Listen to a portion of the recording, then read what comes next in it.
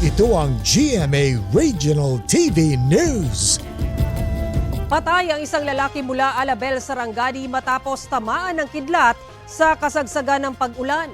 Sa Cebu City naman, nahulikam ang panloloob ng isang lalaki sa isang laundry shop. Ang mainit na balita hatid ni Alan Domingo ng GMA Regional TV. Mala acrobatic stunt ang panluloob ng lalaking yan sa isang laundry shop sa Barangay Labangon sa Cebu City. Makikita sa CCTV kung paanong pilit pinagkasya ng suspek ang kanyang katawan sa butas para mapasok ang laundry shop. Bagamat pinunterian niya ang isang CCTV para i-disconnect ang camera, hindi niya alam na may isa pang CCTV na nakatutok sa kanya. Pag open ako diri pagkabuntag, na-shock lang ko kay nagkuan na siya, nagkatag na ang iyang mga kuan ba. Nya nawang crack na pud nga naa nya. Ang hunos pud na open na pud. Unya ang kanipod diri dapita na kuan na pud siya na nahugmak ba na kuan na natumba ang mga kuan nagkatag. Aabot sa 1,000 piso na kita ng laundry shop ang nakuha ng suspect. Mag-iisang buwan pa lang ang operasyon ng laundry shop at unang beses itong nilooban.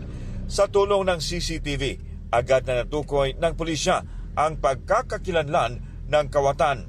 Patuloy siyang tinutugis.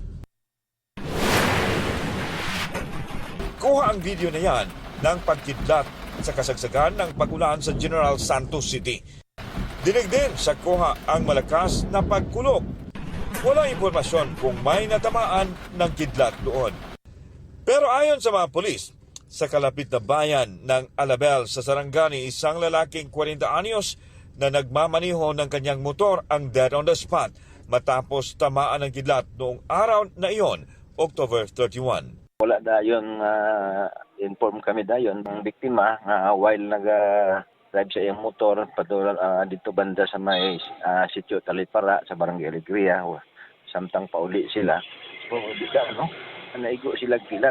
Hindi sa report sa iyang mga pamilya sa likod while nag-drive sa iyang motor. Siya lang ang naigo.